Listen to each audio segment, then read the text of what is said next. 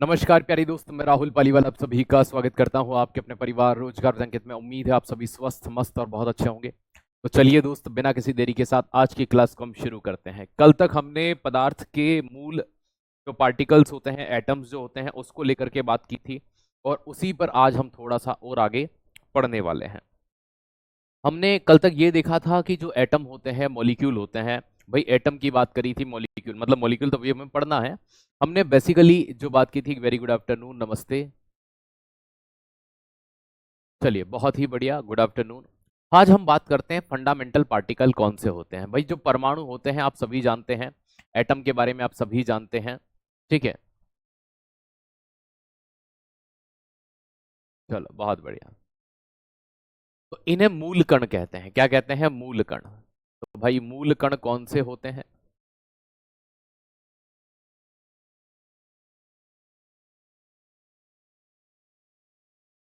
Fundamental particle की बात कर रहे हैं। तो जो मूल कण होते हैं उन्हें मुख्य रूप से दो भागों में बांटकर पढ़ा जाता है। कितने भागों में? दो भागों में बांटकर पढ़ा जाता है। एक भाग आते हैं आपके, वो स्थायी कण कहलाते हैं, परमानेंट पार्टिकल कहलाते हैं। तो नंबर एक पर जो भाग आता है वो कौन से आते हैं? स्थायी कण आते हैं।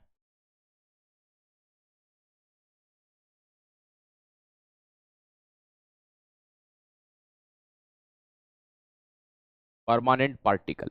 ये जो परमानेंट पार्टिकल होते हैं, छोटे जो स्थायी कण होते हैं दोस्त, याद रखिएगा, ये स्थायी कण मुख्य रूप से निर्माण करते हैं किसका? एटम का, परमाणु का निर्माण करते हैं। मैं भी आपको बताऊंगा कौन से होते हैं। एक आते हैं टेम्पररी पार्टिकल्स, अस्थायी कण जिन्हें कहा जाता है। मोस्ट प्रोबेबल इनका जीवन काल बहुत कम होता है। तो अस्थायी कण, हमें ये दोनों ही पढ़ना है।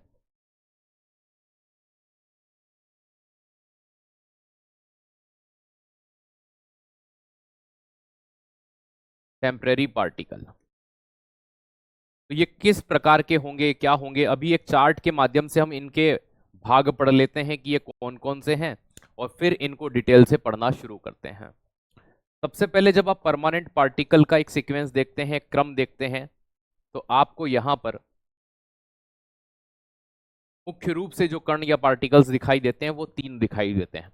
प्रोटॉन, इलेक्ट्रॉन और न्यूट्रॉन। कौन कौन से दिखाई देंगे? तीन दिखाई देंगे दोस्त, याद रखिएगा, ठीक है। और यहां पर भी हम इसी तरह से इनको पढ़ेंगे, ठीक है। यहाँ तीन चार तरह के हम कण पढ़ेंगे, मेनली तीन पढ़ेंगे, मेसॉन पढ़ेंगे, न्यूट्रिनो पढ़ेंगे और पॉजिट्रॉन पढ़ेंगे। तीन इधर भी पढ़ेंगे। तो आइए शुरुआत करते हैं। सबसे पहले परमानेंट पार्टिकल के अंदर जो कण आता है उसे प्रोटॉन कहा जाता है। क्या कहा जाता है? प्रोटॉन, ठीक है। फिर आता है आपका न्यूट्रॉन भैया,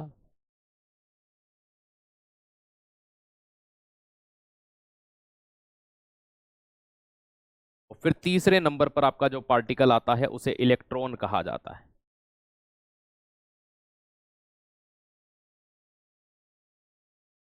तो ये तीन मुख्य रूप से आपके कण होते हैं दोस्त, याद रखिएगा, है ना।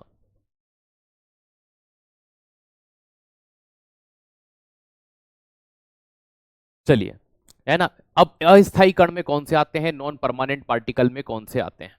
तो भाई यहां की बात की जाए तो सबसे पहले मेसोन पार्टिकल आता है। कौन सा आता है? मेसोन पार्टिकल, है ना। आपने पाई मेसोन का नाम सुना होगा कभी। तो मेसोन कण की हम यहां पर बात करते हैं। दूसरे नंबर पर मैं आपसे न्यूट्रिनो की बात करता हूं। किसकी बात करता हूं? न्यूट्रिनो की। तो दूसरा पार्टिकल आपका जो आता है वो न्यूट्रिनो आता है।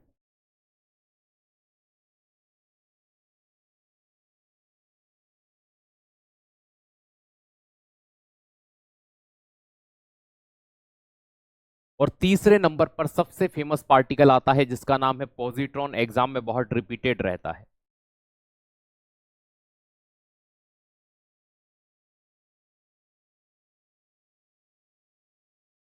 तो ये पार्टिकल्स हमें डिटेल में पढ़ना है दोस्त, याद रखिएगा, ठीक है ना। अगर अब मैं बात करता हूं आपसे कि ये फंडामेंटल पार्टिकल्स थे, मूल कण थे। अब आप गौर से अगर पिछली क्लासेस को आपने रिवीजन किया हो, मेरे साथ में अगर बहुत से अच्छा पढ़ा हो, तो प्यारे दोस्त ये चीज ध्यान रखिएगा, ठीक है। अगर मैं बात करता हूं इस एटम की या मॉलिक्यूल की कि एटम जो होता है वो किस तरह से होता है, तो एक बार यहां पर देख लेना, ताकि हम जिस चीज को पढ़ने वाले हैं वो आपको समझ में आ जाएगी। भाई हमने एक चीज पढ़ी थी यहां पर कि ये जो बीच वाला हिस्सा होता है इसे क्या कहा जाता है भाई? तो यहां पर चारों ओर जो चक्कर लगाते हैं वो इलेक्ट्रॉन लगाते हैं। ठीक है, तो इलेक्ट्रॉन नाभिक के चारों ओर चक्कर लगाने के लिए जाने जाते हैं, है ना। और ये जो संरचना है ये एटम की संरचना है, मतलब परमाणु के अंदर भी 3 कण होते हैं, तो ये माना जाता है कि वो स्थायी कण के तौर पर जाने जाते हैं, परमानेंट पार्टिकल के तौर पर जाने जाते हैं। अब बात करते हैं कि इनके बीच में भी कुछ कण पाए जाते हैं, जैसे कि हम इन्हें प्रोटॉन कहते हैं, प्लस यहां पर क्या होते हैं, न्यूट्रॉन होते हैं। और ये जो बीच वाला डब्बा है इसे क्या कहा जाता है, नाभिक कहा जाता है, न्यूक्लियस कहा जाता है, एक गोलाकार संरचना को। मैंने इनके बारे में आपको कल बहुत अच्छे से समझाया था। आज हम इन्हीं के बारे में पढ़ने वाले हैं, इन्हीं के बारे में हम थोड़े से आगे बढ़ने वाले हैं। ठीक है, तो दोस्त इस चीज को आप यहां पर ध्यान रखिएगा। ठीक है, मैंने क्लास सही कर दी है, अब बफरिंग नहीं होगी। ठीक है, 1 मिनट और रुक जाइए, कभी ऐसा आपको लग रहा हो तो।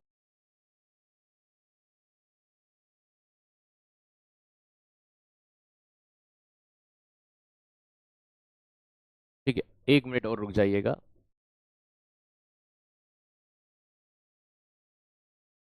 अब देखिए,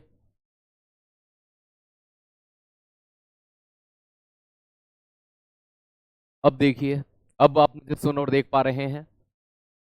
अब आप मुझे सुन और देख पा रहे हैं क्या? बता दूं जल्दी से, क्या अब सारी चीजें क्लियर हैं? अब क्लियर है? चल रही है। अब देखिए, अब देख लीजिए। हाँ, जो बच्चे बोल रहे थे सर रिकॉर्डेड क्लास कुछ एप्लीकेशन के सर्वर में इशू था, अब आपकी वो क्लासेस चल गई होंगी, मेरी कल टेक्निकल टीम से बात हो गई थी, तो कभी कभी ऐसा हो जाता है ना। तो ये चीज आप यहां पर ध्यान रखिएगा। चलिए, अब सही चल रही है, ठीक है भाई। आइएगा, इसके लिए एक ट्रिक याद रख लेना, आप कभी भी आप कंफ्यूज रहे, है ना, कभी भी आपको ये कंफ्यूजन रहे कि यार इसके लिए मैं कैसे याद रखूंगा इन्हें, तो इसके लिए एक बड़ी प्यारी ट्रिक है। ठीक है, ईंट पर नाच, है ना।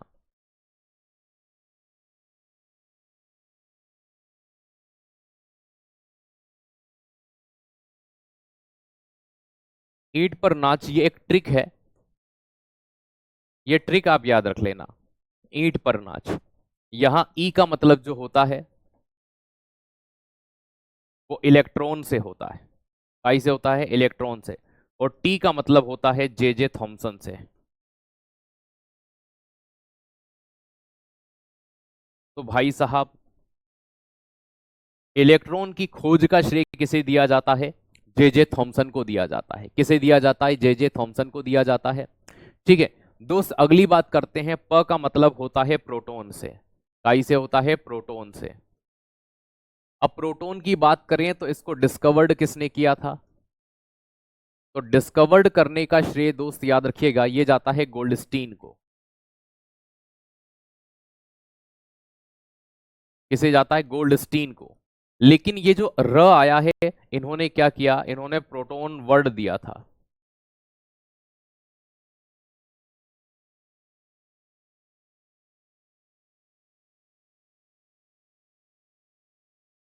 Proton word given by, proton शब्द जो है वो किसने दिया?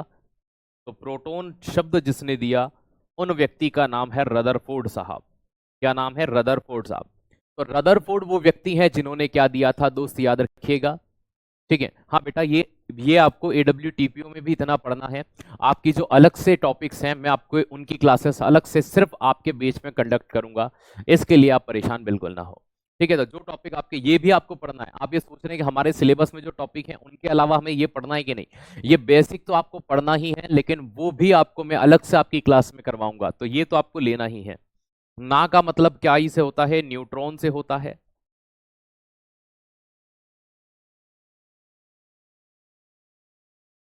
और भैया च का मतलब काई से होता है? जेम्स चैडविक से होता है। तो जेम्स चैडविक से इसका मीनिंग निकल करके सामने आता है। ये जो जेम्स चैडविक साहब हैं, इन्होंने न्यूट्रॉन की खोज की। किसकी खोज की? न्यूट्रॉन की। प्रोटॉन की खोज का श्रेय किसे दिया जाता है? गोल्डस्टीन को। प्रोटॉन वर्ड किसने दिया था? तो रदरफोर्ड ने दिया था। इलेक्ट्रॉन की खोज का श्रेय किसे दिया जाता है? जे जे थॉमसन को दिया जाता है। ये एक बेसिक सी ट्रिक है जो आप मोस्ट प्रोबेबल याद रखिएगा, हालांकि मैं अब आपको इसको डिटेल से समझाऊंगा। देखो, मैंने कुछ नहीं किया, मैंने अब अभी आपको ये बताया कि जो मुख्य रूप से परमाणु होता है उसके निर्माण में 3 कण का योगदान सबसे ज्यादा होता है, जिन्हें हम क्या कहते हैं, मूल कण कहते हैं, प्रोटॉन, न्यूट्रॉन, इलेक्ट्रॉन। भैया इनको किसने खोजा, इन पे क्या चार्ज होता है, इनका क्या द्रव्यमान होता है, हम सब चीजें अब इनके बारे में पढ़ने वाले हैं। हम एटम की बात कर रहे हैं, हम परमाणु की बात कर रहे हैं। जब हमने इन कणों की खोज की तो वैज्ञानिकों ने कुछ और भी कणों को देखा, जिनमें से मेसोन पार्टिकल थे, न्यूट्रिनो थे, पॉजिट्रॉन थे। तो इनसे भी प्रश्न आते हैं, जैसे कि एग्जाम में प्रश्न पूछा जाता है, इलेक्ट्रॉन का एंटी पार्टिकल कौन सा होता है ना, इस तरह से। फिर जब हमने प्रोटॉन का परमाणु का जब स्ट्रक्चर देखा, जो हमने किसने दिया था, एक साइंटिस्ट थे एरविन श्रोडिंगर, इन्होंने इस एटम का स्ट्रक्चर प्रदान किया था, परमाणु की संरचना एरविन श्रोडिंगर के द्वारा दी गई।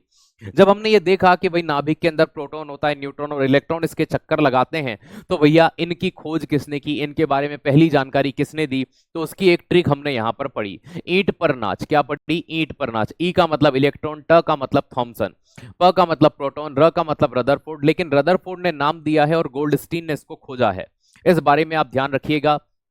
अब ना का मतलब न्यूट्रॉन होता है और च का मतलब क्या होता है, जेम्स चैडविक होता है। तो दोस्त याद रखिएगा, सर विलियन में मोलरता मोललता, मैंने आपसे कहा था, शायद आप क्लास सुनते नहीं हैं, सिर्फ आपने क्लास को देखा है।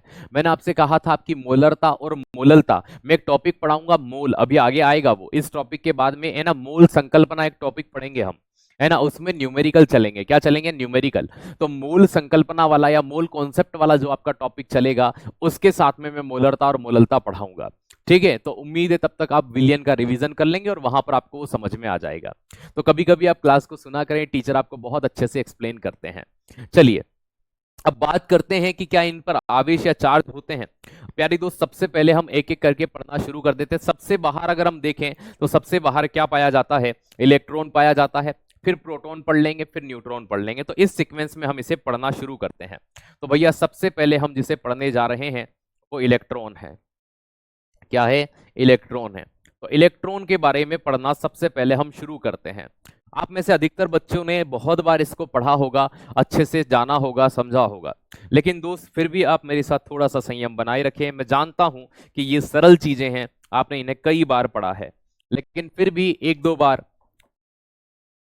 मैं आपको इतना जरूर कहूंगा कि आज भी आप इनमें से कुछ ऐसे पॉइंट्स पढ़ के जाएंगे जो आपने शायद आज से पहले कभी न देखे हो। मतलब एक दो पॉइंट मैं जरूर ऐसे आपको पढ़ाऊंगा जो आपको थोड़े बहुत डिफरेंट जरूर लगेंगे। इलेक्ट्रॉन की बात की जाए तो सबसे पहली चीज कि इस पर कौन सा आवेश होता है, तो इस पर ऋण आवेश होता है ना, ऋण आवेश होता है, नेगेटिव। देखो दो तरह के चार्ज होते हैं, या तो नेगेटिव चार्ज होता है या पॉजिटिव चार्ज होता है। तो इस पर ऋण आवेश होता है, अर्थात इंग्लिश में कहें तो नेगेटिव चार्ज होता है। कौन सा चार्ज होता है, नेगेटिव चार्ज। देखो कभी भी अगर जैसे मान लीजिए आपके घर में जो इलेक्ट्रिसिटी आ रही है उसमें भी एक पॉजिटिव और एक नेगेटिव होता है।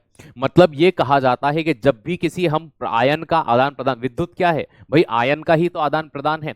जहां पर फ्री इलेक्ट्रॉन, मुक्त इलेक्ट्रॉन पाए जाते हैं वहां इलेक्ट्रिसिटी कंडक्ट हो जाती है। तो आयन दो प्रकार के होते हैं, कितने प्रकार के, दो प्रकार के, या तो वो पॉजिटिव होगा या वो नेगेटिव होगा। और जिसमें आयन नहीं पाए जाते हैं उसे हम न्यूट्रल कह देते हैं, उदासीन कह देते हैं। जैसे कि हमारा जो न्यूट्रॉन है वो न्यूट्रल होता है, उदासीन होता है। तो चार्ज के दो ही रूप होते हैं, या तो वो पॉजिटिव हो सकता है या वो नेगेटिव हो सकता है। अब जो एटम है, जो मॉलिक्यूल है, वो इतना स्टेबल, वो ऐसा स्थायी क्यों बन पाया, क्योंकि देखो वहां पर पॉजिटिव और नेगेटिव इक्वल होते हैं। जैसे आप समझिए, अगर एक ऐसे देश की हम कल्पना करें जहां का विपक्ष, अगर जो भी सत्ता अगर विपक्ष में रहे, वो वास्तविकता में अगर सरकार कोई गलत काम कर रही है उनको उठाए, और वास्तविकता में वो सरकार क्या हो जाए, है ना, वो विपक्ष के सामने झुकने पर मजबूर हो जाए कि नहीं बात, ये बात तो सही कर रहे हैं, हमने एक काम गलत कर दिया है। ऐसी कंडीशन में दोस्त क्या होता है, वो देश बहुत अच्छे से तरक्की करता है, क्योंकि सत्ता की रोटियां दोनों तरफ से सेकी जाए, तो है ना, जैसे रोटी दोनों तरफ से सेकी जाती है तो ही वो अच्छे से फूलती है। ठीक उसी तरह से अगर हम किसी आयन की या किसी चार्ज की बात करते हैं तो सिर्फ हम वहां पॉजिटिव चार्ज या सिर्फ नेगेटिव चार्ज की बात नहीं कर सकते, क्योंकि अगर केवल धनात्मक या केवल ऋणात्मक की बात कर लेंगे तो वो कभी स्टेबल नहीं हो सकता। स्टेबल होने के लिए, स्थायी होने के लिए जरूरी है कि जो पॉजिटिव और नेगेटिव चार्ज हैं वो इक्वल हो। हमने परमाणु के बारे में सुना था कि परमाणु जो होता है वो सबसे छोटा कण होता है ना, एटम स्मॉलेस्ट पार्टिकल होता है जिससे मिलकर के चीजें बनती हैं। लेकिन ये चीजें बनने में इतना महत्वपूर्ण योगदान क्यों सामने आता है? तो दोस्त याद रखिएगा, इस पर एक आवेश पाया जाता है, इस पर एक चार्ज पाया जाता है। उस आवेश का मान होता है -1.6 इंटू 10⁻⁻19 कूलाम होता है। क्या होता है? कूलाम होता है। ये इसका चार्ज होता है, आवेश होता है ना। तो दोस्त याद रखिएगा, ये इसका आवेश का मान है, ये इसके चार्ज का मान है। तो इस पर जो चार्ज होता है वो यही होता है। बहुत से बच्चे सी का मतलब नहीं समझ पाएंगे, तो दोस्त इसे कूलाम्ब कहते हैं। क्या कहते हैं? कूलाम्ब। कूलाम्ब जो होता है वो आवेश को रिप्रेजेंट करने के लिए जाना जाता है ना, तो इसे कूलाम्ब कहा जाता है। एक चीज मैं आपको यहां बताना चाहता हूं, इसकी डिस्कवरी या इसकी खोज का श्रेय हम किसे देते हैं? तो इसकी खोज का जो श्रेय है, इसे डिस्कवर्ड करने का जो श्रेय है, वो हमारे द्वारा दिया जाता है। किसको? आप सभी जानते हैं, अभी हमने एक ट्रिक पढ़ी जे थॉमसन साहब को। इन्होंने क्या किया था? देखो, हर एक चीज वो होती है ना कि बिना तैयारी किए क्या कभी सिलेक्शन हो सकता है? तो सॉलिड सी बात है कि ऑब्वियसली नहीं हो सकता है। इसी तरह से ये क्या कर रहे थे जे थॉमसन साहब? ये अध्ययन कर रहे थे, ये स्टडी कर रहे थे। इस दौरान इन्होंने ये पाया कि कैथोड किरण के ऊपर कुछ पार्टिकल्स प्राप्त होते हैं, उन्हें आगे चल करके, अब देखो कैथोड पर प्राप्त हुए हैं तो ऑब्वियसली इनका चार्ज नेगेटिव। आप ये समझिए, है ना, अगर कोई लड़का है तो वो लड़की के प्रति अट्रैक्ट होगा, कोई लड़की है तो वो लड़के के प्रति अट्रैक्ट होगी। मतलब कि हमेशा ये चीज मानी जाती है कि जेंडर जो हो गया वो अपोजिट हो गया। अपवादों की बात मैं नहीं करता, है ना, अपवादों की बात मैं नहीं करता। दोस्त याद रखिएगा, अपवाद अगर हैं तो वो न्यूट्रल हो जाएंगे, उदासीन हो जाएंगे, मतलब प्रकृति के विरुद्ध काम हो रहा है वो। ठीक है, ये चीज ध्यान रखिएगा। अगर मैं आपसे यहां पर बात करता हूं तो जे थॉमसन की हमने यहां पर बात करी, है ना। अगर हम यहां पर जे थॉमसन ने क्या किया था, इन्होंने कहां पर प्राप्त किए थे? तो दोस्त याद रखना, कभी प्रश्न पूछ ले तो इन्हें कहां प्राप्त किया था? कैथोड रे के ऊपर। कैथोड और एनोड दो प्रकार की किरणें होती हैं, है ना। तो कैथोड रे, है ना, या हिंदी में आप कहेंगे तो कैथोड किरण आपको कहना पड़ेगा। तो कैथोड किरण के ऊपर इन्होंने जिन कणों की प्राप्ति की, ऑब्वियसली सिद्ध हो गया कि ये नेगेटिव है तो ये पॉजिटिव किरणें रही होंगी, तो इनके प्रति वो अट्रैक्ट हुए होंगे। अब एक चीज बहुत है ना प्रॉपरली निकल करके ये सामने आती है कि अगर ये कण है और ये स्टेबल है तो पर्टिकुलर इसका कोई ना कोई द्रव्यमान होगा। इसका क्या होगा? द्रव्यमान होगा, मास होगा। तो इसका द्रव्यमान क्या होता है, इसका मास क्या होता है? जब ये प्रश्न पहली बार सामने आया तो भाई सीधी सी बात है कि ये भी जो गणनाएं हैं ये इन्हीं के द्वारा की गई। तो 9.1 इंटू 10⁻⁻28 kg इसका क्या होता है? द्रव्यमान होता है। तो 9.1 इंटू 10⁻⁻28 ग्राम इसका क्या होता है? अब बहुत सी बार बच्चा क्या करता है, इन चीजों को रटता है, और जब वो रटता है तो चीजें गलत करता है। एग्जामिनर हमारी भावनाओं के साथ खिलवाड़ करता है। कैसे खिलवाड़ करता है दोस्त, याद रखिएगा, ठीक है। अरे भाई, कभी देखो एक बच्चा कह रहा है सर आप कभी कभी ए और ई लिखना भूल जाते हैं। ठीक है, तो भाई ये चीज ध्यान रखिएगा। हम एक चीज सोचने के बाद दूसरा लिखते हैं, तो कभी किसी शब्द के अंदर मान लीजिए कहीं ए छूट जाए, कहीं ई छूट जाए, तो इस चीज में आप परेशान मत हुआ करिए। यहाँ गलती से मैंने एस लिख दिया है, हमें पता होता उन चीजों के बारे में, ठीक है।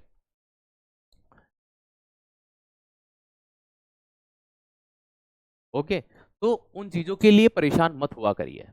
ओके, उन चीजों के लिए थोड़ा बहुत इतना तो चलता है। जैसे मान लीजिए कि हम लिख रहे हैं आपसे ग्राम और पीछे कभी एम भूल जाए तो इतना आप ऐड कर लिया करें। हर बार तो नहीं होता है, लेकिन कभी कभी हो भी जाता है। तो 9 पॉइंट, इस ग्राम को अगर हम किलोग्राम में वो आंसर दे के पूछ लेता है तो 9.1 इंटू 10⁻⁻31, अगर ये किलोग्राम में लिखेगा तो आंसर ये हो जाएगा, और ग्राम में लिखेगा तो आंसर ये हो जाएगा। अब बहुत सारे बच्चे सोचते हैं ये होता कैसे है। भाई ये होता नहीं है, ये एक्चुअल में पाया ही इस प्रकार से जाता है। जैसे मैं आपको एग्जांपल देता हूं कि ये क्या चीज होती है। जब भी माइनस, भाई हमें ग्राम से किलोग्राम में जाना होता है तो हमें 1000 से भाग देना होता है। 1000 का भाग मतलब 10 की घात 3 का भाग। अगर 10 की घात 3 का भाग में इसका दूंगा तो ये ऊपर जाके पावर माइनस की हो जाएगी, और माइनस माइनस की पावर जुड़ जाती है। इसलिए 28 के बाद 29, 30 और 31 आपका आंसर जो होता है वो सामने आ जाता है। अगर हम यहां पर एक चीज आपसे बात करने वाले हैं डिस्कस, अभी हाल फिलहाल की एक एग्जाम में मैंने ये देखा था कि उन्होंने सापेक्ष द्रव्यमान पूछ लिया। क्या पूछ लिया कि बताइए इलेक्ट्रॉन का सापेक्ष द्रव्यमान क्या होता है, और ऑप्शन में ये भी था। अब बच्चे के साथ में क्या हुआ, क्योंकि बहुत सी बार बच्चा ये पढ़ता नहीं है ना, देखता नहीं है। अब ऐसी कंडीशन में वो इस प्रश्न को गलत करके आया। क्या करके आया? गलत करके आया। वो यही वाला मान माइनस, है ना, सापेक्ष द्रव्यमान पूछा था, वो ये वाला आंसर करके आया। फिर हमें ये लगा कि नहीं यार, इन्हें साथ ही साथ ये पढ़ाना होगा कि रिलेटिव मास क्या होता है, सापेक्ष द्रव्यमान क्या होता है। तो इलेक्ट्रॉन का जो सापेक्ष द्रव्यमान होता है, सापेक्ष द्रव्यमान क्या होता है?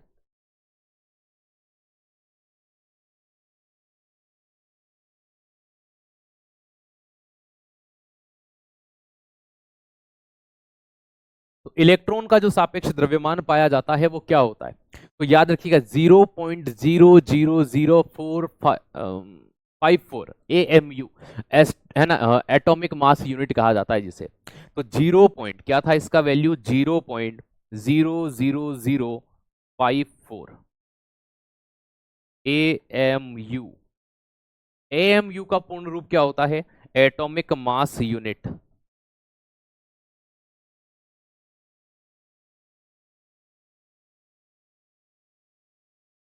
एटॉमिक मास यूनिट होता है।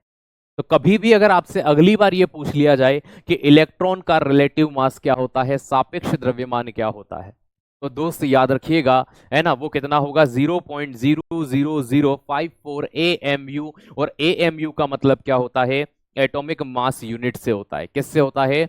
एटॉमिक मास यूनिट से होता है। इस बारे में आप यहां पर थोड़ा सा ध्यान रखेंगे।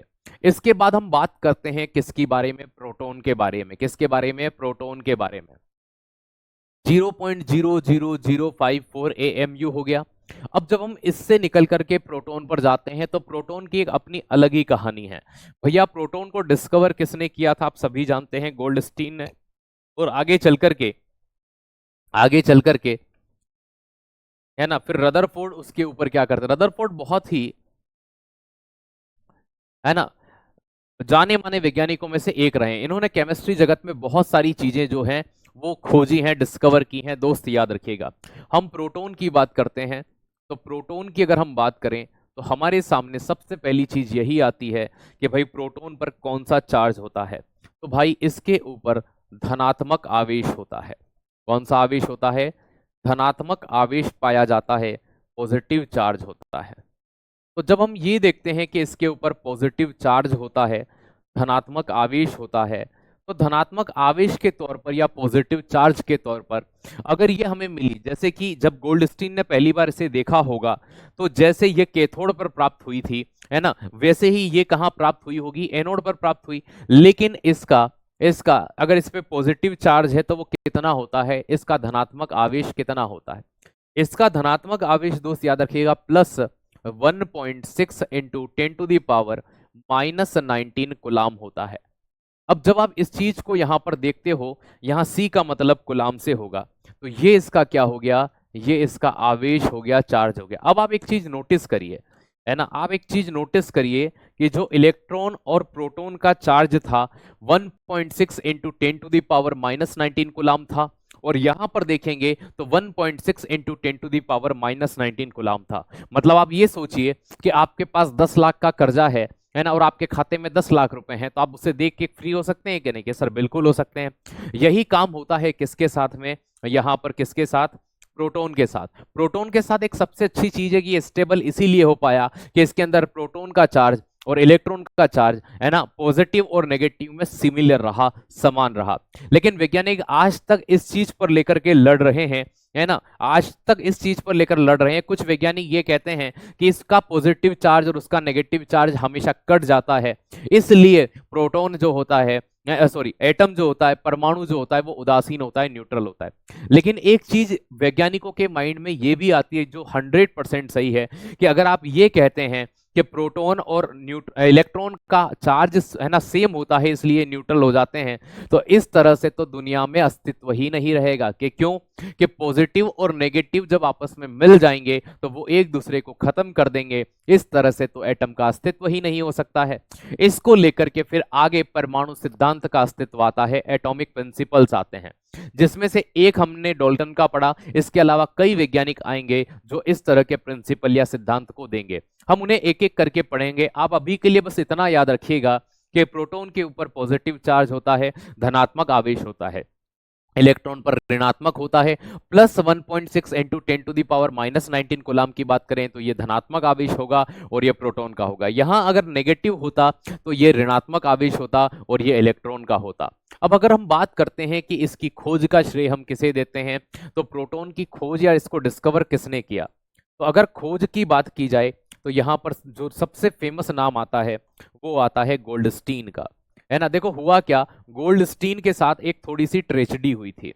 आप अधिकतर अगर आपके पास में अभी नवीनतम किताबें हैं तो आप गोल्डस्टीन को बहुत अच्छे से लेकर के आगे बढ़ सकते हैं, लेकिन प्रारंभिक दौर में जब गोल्डस्टीन ने इस पर अध्ययन किया तो इन्होंने ये पाया कि जब ये एनोड रे के ऊपर रिसर्च करते हैं, किसके ऊपर, एनोड, है ना, ये कहां प्राप्त होते हैं, तो एनोड रे या एनोड किरण पर इन्हें प्राप्त किया गया। तो जब ये एनोड किरण पर प्राप्त होते हैं तो गोल्डस्टीन ने इन्हें कह दिया कि भाई कुछ धनात्मक कण पाए जाते हैं, लेकिन उसके बारे में ये डिटेल से वर्णन नहीं कर पाए थे। कौन नहीं कर पाए थे, गोल्डस्टीन। इनके बाद में फिर एक व्यक्ति आते हैं जिनका नाम था, है ना, जिन्होंने नाम दिया, तो नेम गिवन बाय। तो नामकरण किसने दिया, नेम गिवन बाय। जो नामकरण था वो किसने किया, रदरफोर्ड ने किया। रदरफोर्ड ने नाइट्रोजन जैसे तत्व की भी खोज की है। तो जो नाम दिया, है ना, जो प्रोटॉन वर्ड दिया,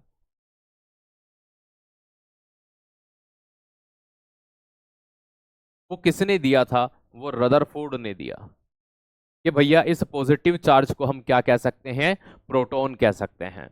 क्या कह सकते हैं, प्रोटॉन कह सकते हैं। तो जो प्रोटॉन टर्म है, जो प्रोटॉन वर्ड है, वो किसके द्वारा दी गई, रदरफोर्ड के द्वारा दी गई। भैया ये याद नहीं हो रहा, देखो एक चीज मैं आपको समझाता हूं, बड़े प्यार से समझिएगा। कोई सब्जेक्ट हम जब पहली बार पढ़ते हैं और आप ये सोचें कि हमें एक बार में वो याद हो जाएगा, तो मैं निश्चित रूप से आपको ये कहूंगा ये आपकी गलतफहमी है। ठीक है, देखो कुछ चीजें हमारे जियोग्राफिकल होती हैं, जैसे भारत की राजधानी नई दिल्ली है, ये डेमिस नदी पर है, वो भाषागत रूप से सरल पड़ता है। बायोलॉजी, केमिस्ट्री और फिजिक्स अगर आपने पहले नहीं पढ़ा होता है, क्योंकि इसमें अधिकांश योगदान विदेशी वैज्ञानिकों का है, तो एक तो उनके नाम कठिन पड़ते हैं, दूसरे जो नाम आते हैं वो भी कठिन पड़ते हैं, क्योंकि या तो वो लेटिन भाषा के हो सकते हैं या वो ग्रीक भाषा के हो सकते हैं। तो साइंस के अंदर कम से कम एक बार हमें टीचर के माध्यम से पढ़ना, और 2 से 3 बार जब तक हम खुद रिवीजन नहीं करते हैं उस चीज का अच्छे से, और अगर आप पहली बार साइंस को पढ़ रहे हैं तो अपने नोट्स आप खुद स्वयं जरूर बनाइएगा। अगर आपने अपने नोट्स स्वयं नहीं बनाए तो ये चीज आपको थोड़ी सी प्रॉब्लम जनरेट करेगी। ठीक है, तो एक चीज ये कि अगर आप पहली बार पढ़ रहे हैं तो शांति पूर्वक टीचर के साथ पढ़ें, है ना, अपने नोट्स बनाएं और कम से कम, है ना, एक सप्ताह के अंदर 2 से 3 बार उसका रिवीजन जरूर करें, है ना। अगर ये चीज ये आप अपना लेते हैं तो दोस्त याद रखिएगा, धीरे धीरे आप सीखना शुरू करेंगे। लेकिन अगर ये कंडीशन हम देखते हैं कि अगर वास्तविकता में हम एक बार में ही अगर याद करने की सोचें, तो मैं नहीं मानूंगा, क्योंकि हम इंसान हैं, भगवान नहीं है। हम इंसान हैं, हम विवेकानंद जी नहीं है, दोस्त याद रखिएगा इस बात को। ठीक है, तो ये तकलीफ हमारे साथ भी हुई थी जब हम पहली बार पढ़े थे, वो हर एक के साथ होती है। तो मैं ये नहीं कहता हूं कि एक ही बार में याद हो जाएंगे, समय लगता है, लेकिन वो समय आपको अपना इस पर देना होगा। आइए, हमने इसका द्रव्यमान देख लिया, आवेश देख लिया, अब बात करते हैं इसका मास अर्थात द्रव्यमान क्या होता है। मास या द्रव्यमान की अगर हम बात करते हैं तो द्रव्यमान इसका जो निकल के आएगा वो कितना होगा, और एक वही जो हमने वहां पिछली क्लास में भी देखा था, मतलब पिछले पार्ट में देखा था कि भैया रिलेटिव मास क्या होता है ना, सापेक्ष द्रव्यमान क्या होता है। तो सापेक्ष द्रव्यमान भी हम इसका जरूर पढ़ेंगे, रिलेटिव मास भी जरूर पढ़ेंगे। इसी के बाद हम इसको थोड़ा सा आगे लेकर के पढ़ेंगे। ठीक है, अब देखो, अगर मास या द्रव्यमान की बात करता हूं मैं, इनके रिलेटिव मास की बात करता हूं, द्रव्यमान की बात करता हूं, तो इसका द्रव्यमान जो होता है वो 1.67 इंटू 10⁻⁻24 ग्राम होता है। तो 1.67 गुणित 10 की घात -24 ग्राम होता है। लेकिन यही चीज जब किलोग्राम में कन्वर्ट होती है तो ये भी एग्जाम में कभी कभी पूछ लेते हैं, 1.67 इंटू 10⁻⁻24 और 3 27 kg। तो किलोग्राम में आपका जो मान होगा वो -27 kg होगा, और ग्राम में पूछा जाए तो -24 होगा। सर माइनस की पावर ही क्यों आई? क्योंकि ये वैल्यू इतनी छोटी है, ये इतने छोटे कण हैं कि भैया इनको रिप्रेजेंट करने के लिए हमें माइनस की पावर को लगाना पड़ता है। अब बात अगर हम ये करें कि इसका रिलेटिव मास कितना होता है, सापेक्ष द्रव्यमान कितना होता है, 1.0072 क्या होता है, 1.0072 होता है। और पीछे वापिस से वही है ना, एटॉमिक मास यूनिट AMU आएगा। क्या आएगा? एटॉमिक मास यूनिट आएगा। AMU का मतलब मैंने यहां लिख दिया है, अब मैं बार बार इसे नहीं लिखूंगा। ये एटॉमिक मास यूनिट होता है। क्या होता है? एटॉमिक मास यूनिट होता है। अब भाई अब हम इन चीजों को देखते हैं, समझते हैं। हमने प्रोटॉन के बारे में अच्छे से पढ़ा। अब बात आती है न्यूट्रॉन की। देखो सबसे बाद में न्यूट्रॉन की खोज हुई। वैज्ञानिक कैथोड और एनोड के रूप में इनको तो पहचान गए, लेकिन जब हम बात करते हैं किसकी, जेम्स चैडविक की, इन साहब ने इसको सन 1900 के दशक में 1932 के आसपास में डिस्कवर किया। अब सबसे ज्यादा या सबसे लेट खोज होने में जिसकी बात होती है वो न्यूट्रॉन की बात होती है। ऐसा क्या था न्यूट्रॉन के साथ कि उसकी खोज में इतना समय लगा? न्यूट्रॉन की खोज में इतना लंबा समय लगने का जो प्रमुख कारण था वो था उस पर किसी प्रकार का आवेश न होना। देखो आप ये समझिए कि जैसे रशिया और यूक्रेन का युद्ध हुआ तो इंडिया न्यूट्रल खड़ा था। न्यूट्रल मतलब न उसने किसका साथ दिया, है ना, रूस का दिया, ना हमने किसका साथ दिया, यूक्रेन का दिया। तो ये जो न्यूट्रल लोग होते हैं ना, ये किसकी ओर होंगे ये बहुत लंबे समय के बाद में पता चलता है ना। जो जैसे कि आज इंडिया और पाकिस्तान की वॉर हो रही है, हम टर्की और चाइना को देखें तो वो प्रत्यक्ष रूप से किसके साथ में खड़े हुए हैं, डायरेक्टली। अगर इनके ऊपर कोई ना कोई चार्ज है वो पाकिस्तानी चार्ज वाले हैं। कौन से चार्ज वाले हैं? पाकिस्तानी। तो ये जो नेगेटिव चार्ज वाले हैं ये तुरंत खोज लिए गए कि ये इनके साथ खड़े हैं। अगर बात की जाए भारत की, तो भारत के साथ एक तटस्थ रूप से जो व्यक्ति खड़ा हुआ है नंबर 1 पर, वो इजराइल। ठीक इसी तरह से, क्योंकि भैया वो भारत का एक टर्म लेकर खड़ा हुआ है तो वो पॉजिटिव चार्ज समझ लीजिए आप। इसी तरह से फ्रांस भी पॉजिटिव चार्ज लेके भारत की तरफ खड़ा हुआ है ना। इसी तरह से अगर मैं बात करूं तो दोस्त वर्तमान में रशिया का एक बयान आया है, दोनों देश शांत हो जाइए, क्योंकि भारत ने जो बयान दिया था वही उन्होंने दिया है ना, कि हम चाहते हैं कि इस क्षेत्र में शांति स्थापित हो जाए, लेकिन रशिया कहीं ना कहीं भारत का ही सपोर्ट करेगा, ये चीज ध्यान रखना। अमेरिका ने कह दिया पाकिस्तान और भारत जाने, हमारा कोई लेना देना इसमें नहीं है, लेकिन वो बिन पेंदे का लोटा है। आप बात समझे कि जिन लोगों ने डायरेक्टली सपोर्ट किया उनका तो पता तुरंत चल गया, लेकिन जिन्होंने डायरेक्टली सपोर्ट नहीं किया उनका ये पता नहीं चलता ये किधर जाकर के बैठेंगे, है ना। जैसे कि भाई यूएसए, अभी तक भारत ने जितने भी युद्ध लड़े हैं उनमें सभी में यूएसए ने पाकिस्तान की ही मदद की है, इंडिया की एक भी बार मदद नहीं की है।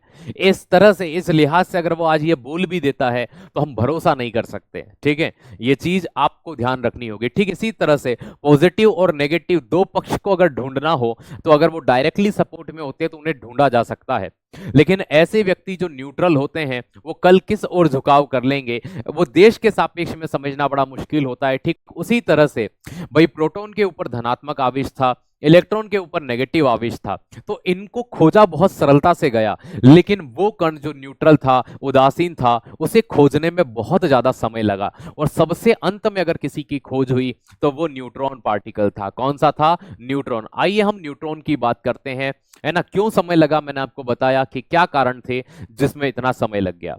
चलिए प्यारे दोस्त, ठीक है, बात करते हैं हम न्यूट्रॉन की।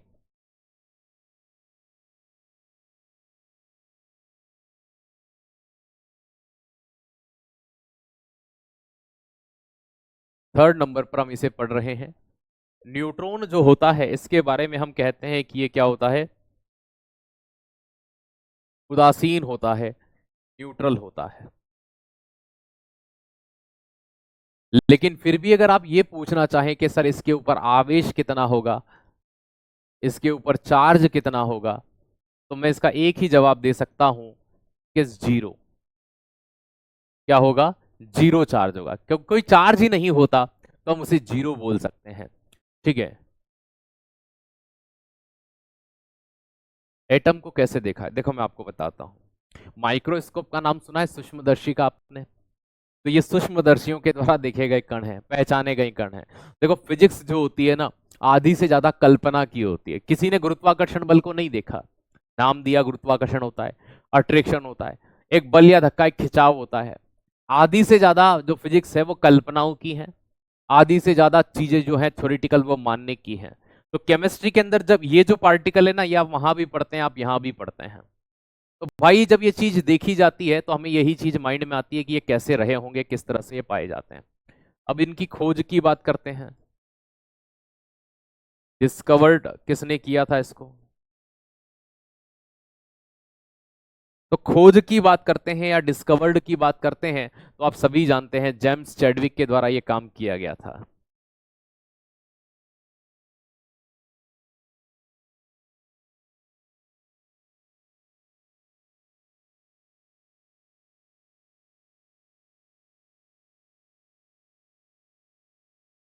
सबसे लंबा समय लगा था, इसलिए कभी कभी इसका ईयर भी पूछ लेते हैं। हालांकि मैं इन सभी के तीनों के ईयर आपको बता दूंगा, है ना, लेकिन वो मैं कंपैरिजन करके पढ़ाऊंगा थोड़ा सा, तब बताऊंगा। ठीक है, इसका मैं अभी इसलिए लिख देता हूं क्योंकि इसमें पॉइंट कम है हमारे पास। अगली चीज कि इसका द्रव्यमान क्या होता है। अगर आप प्रोटॉन का द्रव्यमान याद रख लें, है ना, अगर आप प्रोटॉन का द्रव्यमान याद रख लें तो आप इसका द्रव्यमान भी याद रख पाएंगे। भाई इसका द्रव्यमान कितना था? 1.67 इंटू 10⁻⁻27 केजी था और 24 ग्राम था।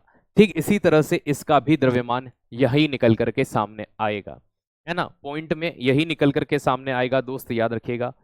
1.67 इंटू 10⁻⁻24 ग्राम। ठीक है, या फिर, है ना, 1.67 इंटू 10⁻⁻27 केजी।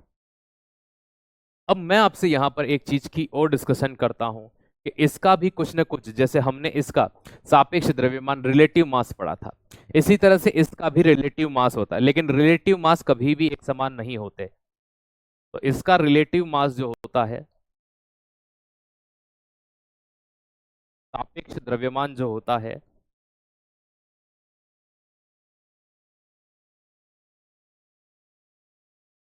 वो कितना होगा? तो इसका सापेक्ष द्रव्यमान 1.00, इसका 72 था। कितना था? 72 था। इसका 86 होगा। कितना होगा? 86।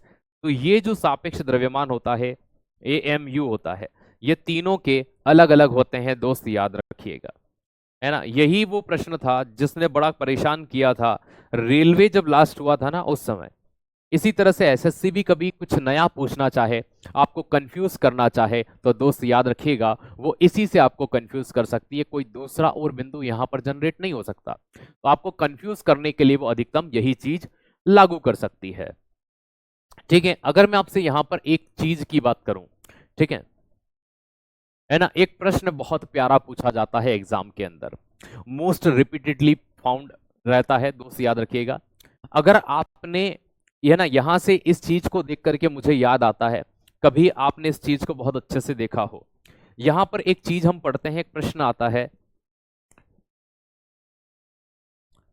ना, एक जो प्रश्न मैं कह रहा था ना कि जो एग्जाम में रिपीटेड पूछा गया, वो प्रश्न मैं आपको बताता हूं कि किस तरह से इस प्रश्न को रेलवे की एग्जाम ने कंडक्ट कराया था। और देखो, रेलवे की एग्जाम ने कंडक्ट कराया तो ये प्रश्न नया चर्चित सामने आया।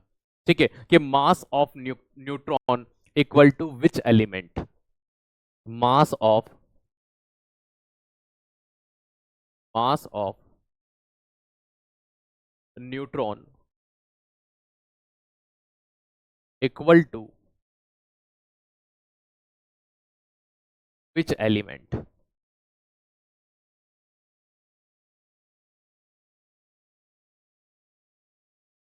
न्यूट्रॉन का द्रव्यमान किस तत्व के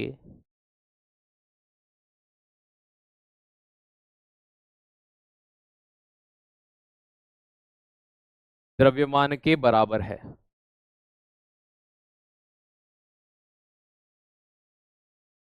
न्यूट्रॉन का द्रव्यमान किस तत्व के द्रव्यमान के बराबर है?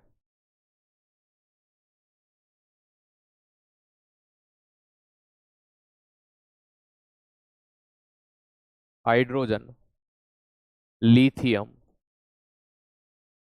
हीलियम और नाइट्रोजन। बहुत बार पूछा गया प्रश्न है। बताइए। यही वो प्रश्न था जिसने बवाल मचाया था, और बच्चा इस प्रश्न को ये समझना जब उसने नहीं पढ़ा था, वो सबसे ज्यादा गलती करके आया था। प्रोटॉन बेटा, मैंने यहां तत्व की बात करी, एलिमेंट की बात करी है, मैंने यहां प्रोटॉन इलेक्ट्रॉन न्यूट्रॉन की बात नहीं करी। मैंने प्रोटॉन इलेक्ट्रॉन न्यूट्रॉन ऑप्शन में ही नहीं है, तो अधिकतर बच्चे जो कह रहे हैं ना कि सर प्रोटॉन होगा, ये इस तरह से प्रश्न पूछा गया। बाकी के तो नॉर्मल पूछे जाते हैं, प्रोटॉन का द्रव्यमान कितना होता है, न्यूट्रॉन का कितना होता है, इलेक्ट्रॉन का कितना होता है, इलेक्ट्रॉन की खोज किसने की, इलेक्ट्रॉन पे कितना चार्ज होता है, ऐसे प्रश्न आते हैं जो हमने स्लाइड्स में पढ़े। लेकिन जब इस तरह का प्रश्न आता है तो वो हमें कंफ्यूज करता है। अब देखो, कभी आपके पास एक 5 रुपए वाली पीरियोडिक टेबल खरीद के रख लेना, है ना, एक 5 रुपए वाली पीरियोडिक टेबल अपने पास जरूर रखना। अगर आप केमिस्ट्री को अच्छे से पढ़ना और समझना चाहते हैं तो एक 5 रुपए की पीरियोडिक टेबल आती है, वो अपने नोट्स के पहले ही पेज पे उसको एक साइड से चिपका देना और ऐसे फोल्ड कर देना। जब भी मैं आपको कहूँ पीरियोडिक टेबल में देखिए, तब आप उसको देखना, नोटिस करना। आप इस तरह से पहले नंबर के डब्बे को गौर से देखिए। इस पहले नंबर के डब्बे को जब आप गौर से देखते हैं तो वहां पर, यहां पर H लिखा होगा। क्या लिखा होगा? H। और यहां पर लिखा होगा 1, और यहां पर लिखा होगा 1.008। आप देखिए इस तरह से, नहीं तो मैं आपको यहां क्लास में भी दिखा सकता हूं। देखो 1 मिनट,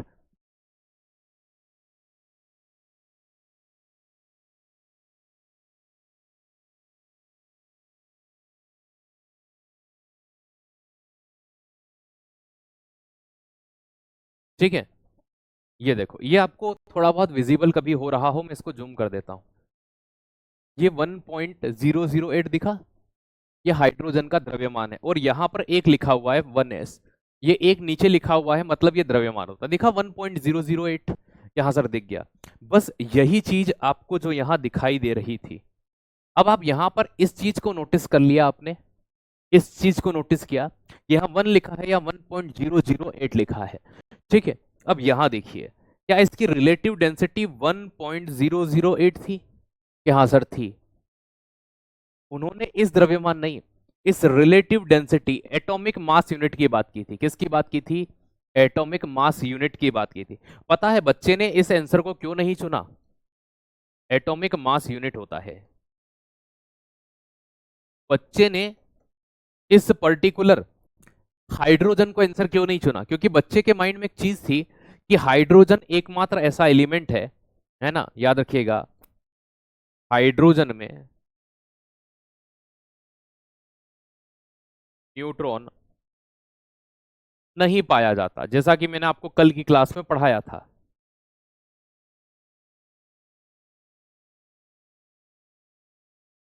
न्यूट्रॉन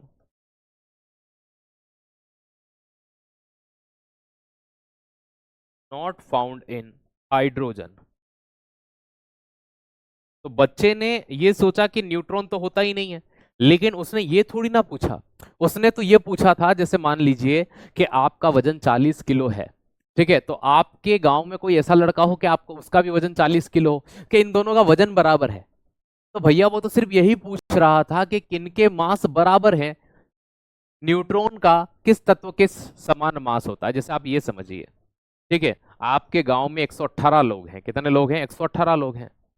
आपका वजन 50 किलो है। कितना है? 50 किलो। और आपके गांव में जो एक लड़का है पहले नंबर वाला, उसी का वजन 50 किलो है, लेकिन वो दूसरे परिवार का है, आप दूसरे परिवार के हैं। तो ये पूछा गया कि आपके गांव में बताइए 50 किलो के कितने लोग हैं? कि सर 2 लोग हैं, एक तो मैं हूं और एक मेरे बराबर वजन एक और लड़के का है, वो फलाने का लड़का है। तो यहां यह पूछा गया कि न्यूट्रॉन का जो द्रव्यमान था, ये जो द्रव्यमान आप देख रहे थे 1.0086, ऐसा द्रव्यमान 118 तत्व जो हैं पीरियोडिक टेबल में, उनमें से सिर्फ एक ऐसा एलिमेंट है जिसका ये द्रव्यमान होता है 1.008, वो हाइड्रोजन होता है। ये मोस्ट कॉमन प्रश्न बना आगे चल करके, और जिस बच्चे ने इसको आज से पहले नहीं पढ़ा था वो इसको गलत करके आया। दोस्त याद रखिएगा, है ना, वो इस बच्चे वो क्या करके आया, इसको 100% गलत करके आया। अब ये चीज जब सामने आती है ना, तो थोड़ा सा ऐसा लगता है कि भाई क्या चीज होती है। ठीक है, प्रोटॉन की खोज कब हुई थी? 1886 में, 1886 में हुई थी। ठीक है, अब बार बार ये वर्ड आपको कंफ्यूज कर रहा है भैया कि एटॉमिक मास यूनिट क्या होता है। आइए हम इसको देख लेते हैं, परेशान मत होइए, मैं आपको एएमयू पढ़ा देता हूं। ठीक है, आपके माइंड में ये चीज आई कि सर ये एएमयू है क्या, है ना, एटॉमिक मास यूनिट है क्या? ठीक है, तो आइए मैं आपको इसको समझा देता हूं। ओके, उम्मीद है ये प्रश्न आपको समझ में आ गया होगा। अब यहां देखिएगा, जब मैं आपसे बात करता हूं एटॉमिक मास यूनिट के बारे में,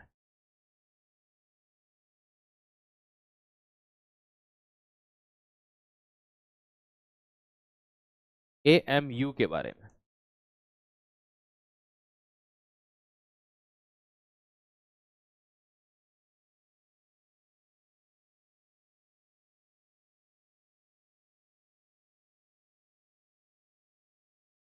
देखो ठीक है, हिंदी क्या कहते हैं, हिंदी में परमाणु द्रव्यमान इकाई कहा जाता है।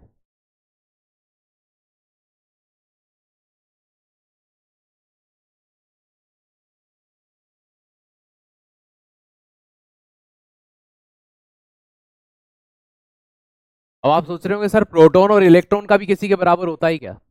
नहीं होता। ठीक है, कभी नहीं होता, कभी नहीं होता। ओके, अब देखो ये होता क्या है एक्चुअल में, एटॉमिक मास यूनिट एएमयू क्या होता है। एक तत्व को लिया गया, एक तत्व कौन सा था मैं आपको यहां समझाता हूं उस तत्व के बारे में। एक तत्व है ना, जिसे हम 612 लिखते हैं, यह है कार्बन।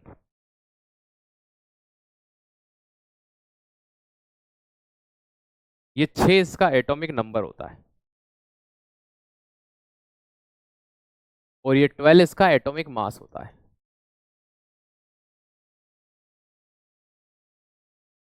क्या होता है? Atomic mass.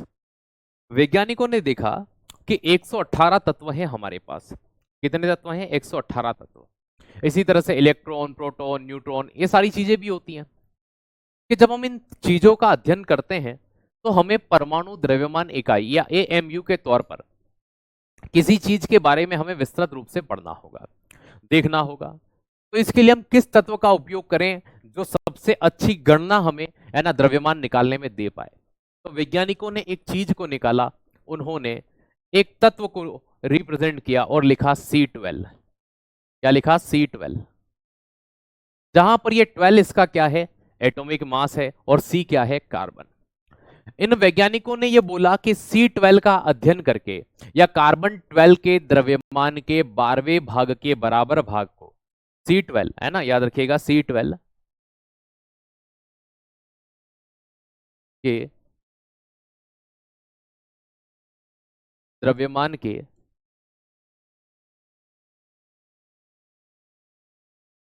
12वें भाग, 12 पार्ट है ना, भाग को एक एमयू कहा जाता है।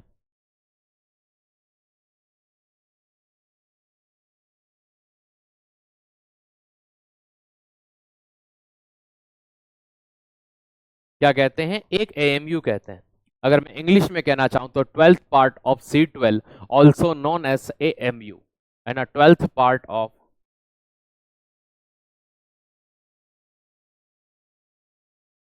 कार्बन 12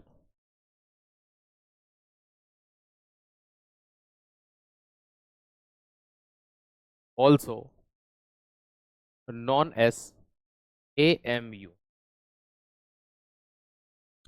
तो इसी भाग को क्या कहा गया दोस्त, याद रखिएगा।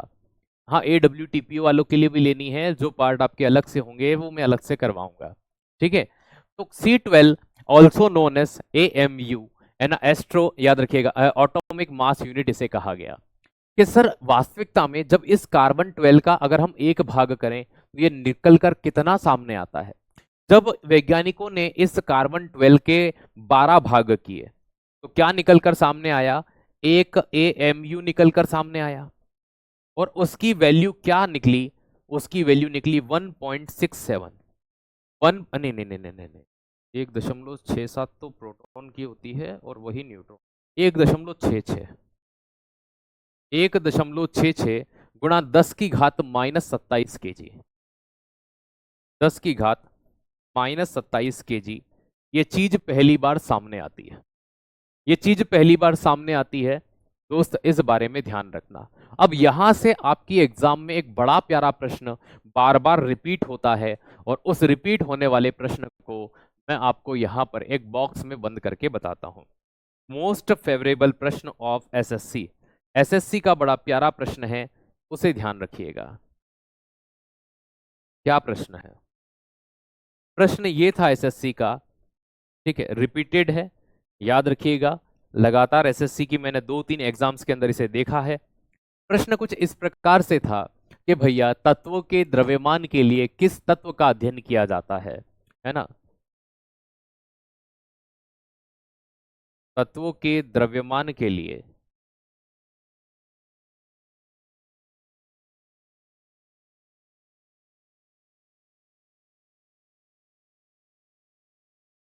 किस तत्व का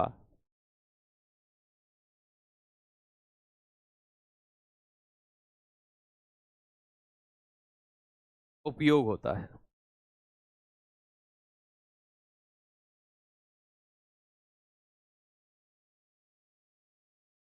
pound mass of any element,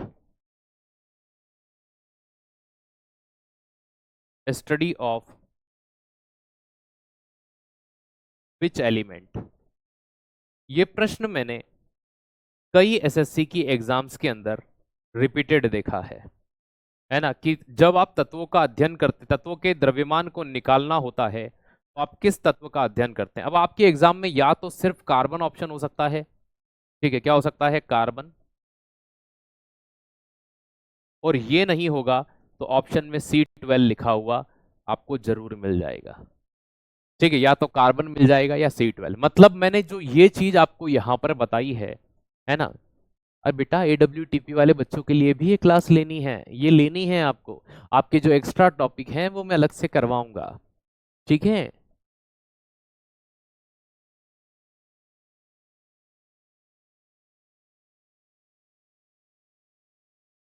चलिए, उम्मीद है यहां तक की चीजें आपको बहुत अच्छे से समझ में आ चुकी होंगी। क्या यहां तक कोई परेशानी है? यहां तक कोई दिक्कत है? अब हम परसों के दिन जो आपकी मतलब कल तो सैटरडे है, क्लास आप AWTPO वाले बच्चों की क्लास कल होगी, है ना, जो आपका स्पेशल टॉपिक है, सेम टाइम पे 2 बजे, है ना। लेकिन दूसरे बच्चों की क्लास कल नहीं होगी, कल आप टेस्ट दीजिएगा मजे से। AWTP वाले बच्चों की पर्सनल क्लास हर सैटरडे सैटरडे जो एक्स्ट्रा टॉपिक हैं उनको हम लेकर के चल रहे हैं। तो कल आपकी क्लास 2 बजे होगी, बाकी बच्चों की नहीं होगी, है ना। आपकी क्लास अब मंडे को होगी। अब प्यारे दोस्त, क्योंकि वो आपके किसी काम का नहीं है, वो पार्ट, ये वाला पार्ट तो AWTP वाले बच्चों के लिए भी बहुत काम का है ना, क्योंकि उन्हें भी ये पढ़ना है ना। तो कल सैटरडे संडे क्लास नहीं होती है, अब मंडे को होगी। ये क्वेश्चन बार बार क्यों पूछते हैं? इसलिए पूछते हैं क्योंकि बच्चे ऐसे प्रश्नों को कभी पढ़ते नहीं हैं, है ना। बार बार पूछे जाने वालों में से इन द सेंस ये होता है कि जैसे एसएससी कोई एक एग्जाम कंडक्ट नहीं कराता, है ना, वो भैया बहुत सारी कराता है। जैसे भाई CPO करवाता है, CHSL करवाता है, दिल्ली पुलिस करवाता है ना। और बात करें तो एसएससी GD की होती है। तो एक एग्जाम दूसरे में भी वहां पर पूछा जा सकता है। चलिए,